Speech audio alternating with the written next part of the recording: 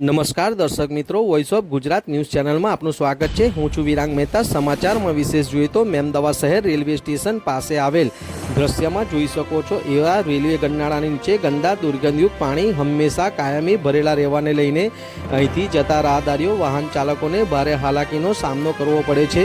અહીં આગળથી પાસે કુંભારખાડ વિસ્તાર આવેલ છે, તેમજ Nyalkaran school, degree college, ATS school જેવી સંસ્થાઓ પણ આવેલી છે, જેમાં અભ્યાસ અર્થે આવતા બાળકોને વાલી મિત્રોને મૂકવા જવામાં પણ હાલાકી પડે છે। દ્રશ્યમાં જોઈ શકો છો એવા વડીલો, વયોવૃદ્ધ તેઓને પણ જાણે આ ગન્નારું તેઓ નદી પાર કરતા હોય તે રીતના જતા દ્રશ્યમાં જોવાય છે, કારણ કે અહીં આગળ અકસ્માતનો પણ ભય રહે છે। અને લોકમુખે ચર્ચા મુજબ અહીં આગળ થોડા સમય પહેલા એક વ્યક્તિ બેભાન થઈને આ ગંદા પાણીમાં પડ્યો હતો અને આ ગંદા ગટરના પાણી તેઓના શરીરમાં જવાને લઈને તેઓનું મોત પણ નીપજ્યું હતું। એવા ભયંકર આ સમસ્યાનો કાયમી નિકાલ આવે તેના માટે અહીંના લોકોની માંગ છે। ત્યારે અહીંના લોકોના જણાવ્યા મુજબ, રહેવાસીઓના જણાવ્યા મુજબ નગરપાલિકા તેમજ લાગતા વળગતા તંત્રને વારંવાર લેખિત મૌખિક રજૂઆત કરવા છતાં પણ આ સમસ્યાનો કાયમી નિકાલ આવતો નથી।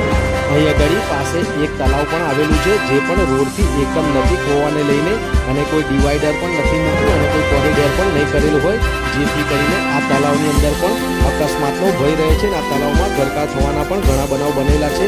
દ્રશ્યમાં આપણે જોઈએ એવું અહીંના લોકોના બાઇક ચાલકોના બાઇક પણ આ પાણીમાં બંધ થઈ જાય છે, ત્યારે ભારે હાલાકી થાય છે।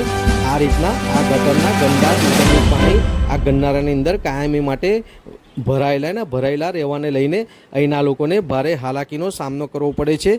દ્રશ્યમાં આપ જોઈ શકો છો એ તળાવની આજુબાજુ પણ કચરો અને ગંદકીથી લોકો હેરાન પરેશાન થઈ ગયા છે અને આ તળાવ જે જગ્યાએ છે ત્યાંથી રોડ એકદમ નજીક હોવાને લઈને ત્યાં પણ કોઈ ડિવાઈડર કે કોરિડોર નહીં મૂકવાને લઈને ત્યાં પણ અકસ્માતની ભીતિ સર્જાય છે। એટલે અહીંના લોકો આ ગટરના ગંદા દુર્ગંધયુક્ત પાણી જે આ ગન્નારામાં ભરાયેલા રહે છે તે અને આ તળાવની પાસે જે રોડ આવેલો છે તેની પર પણ કોઈ કોરિડોર અથવા તો કોઈ સુરક્ષા દિવાલ પણ કરેલી નહીં હોવાને લઈને વાહન ચાલકો ડાયરેક્ટ તળાવમાં ગરકાવ થાય છે અને ગંદકી પણ આપ જોઈ શકો છો। તળાવની આજુબાજુ કચરો અને ગંદકી પારાવારને લઈને લોકો હેરાન પરેશાન થઈ રહ્યા છે। હવે જોવાનું રહ્યું કે તંત્ર દ્વારા આ સમસ્યાનો હલ ક્યારે લાવવામાં આવે છે। શું નામ છે તમારું? સંજય। કયો વિસ્તાર છે આ? અમદાવાદ વિસ્તાર રેલવે સ્ટેશન જેવી ના કુંભારખાડ વિસ્તાર આવ્યો। શું સમસ્યા છે? આ પાણીની સમસ્યા। શું પણ પાણીની સમસ્યા છે? આ ગટરનું પાણી ઉભરાય હોય એનો કોઈ નિકાલ આવતો નથી, બધા અંદર પડીને જાય છે છોકરાઓ, અમુક છોકરાઓ ઉપર રહીને જાય છે તો ઉપર રહીને જાય તો જોખમ આવે છે, તો હવે નીચે પાણીમાં રહીને જવું પડે છે, ઉપર જોખમ આવે એના કરતાં પાણીમાં ચાલીને જવું આગળ પડે। શું નામ છે તમારું? કયો વિસ્તાર છે આ? કુંભારખાંડ। શું સમસ્યા છે? આ પાણી ભરાઈ જાય છે સાહેબ, એટલા માટે અમે આ નગરપાલિકામાં જઈને કીધું છે પણ એનો કોઈ નિકાલ આવતો નથી। આ ગન્નારાનું પાણી એટલે કાયમ ભરેલું રહે છે? કાયમ એવું જ રહે છે અને અમારા છોકરાઓ સ્કૂલ કશું લેવા બજાર જવું પડે છે તો છોકરાઓ રેલવે કૂદીને જાય, એટલે અમારે તો જોખમ, એટલે પછી આ પાણી ભરેલું હોય તો અમારે પાણીમાં રહીને જવાનું। આજે આ પાણી ભરાઈ રહે છે બરાબર, ગંદા એ ક્યાંથી આવે છે? ગટરનું આવે છે।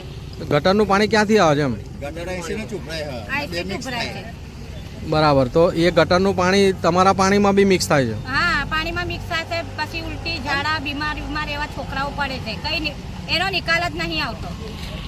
અને આ અહીંથી આ લોકો કેટલા લોકો અવર જવર કરે છે? આજુબાજુ બીજા કયા કયા વિસ્તાર આવે છે કુંભારખાડ સિવાય? શક્તિનગર આવે, ટેકરી આવે, પછી આ ખેડા જિલ્લા થાય, છોકરાવાળા જ આવે કે છે એ આગળ સ્કૂલ પણ છે, કોલેજ છે। અમુક લોકોને તો ખબર છે ને કે અહીં પાણી ભરેલું હોય એટલે નીકળતા જ નથી। તો આ પાણીની સમસ્યા આટલા બધા દિવસથી છે, આટલા ઘણા સમયથી છે બરાબર, આ ગન્નારામાં પાણી ભરેલું જ રહે છે, તો તમે રજૂઆત નથી કરતા? અમે કરેલું 575 આલી હાલતી તોય કોઈ આવતું નહીં આવતું।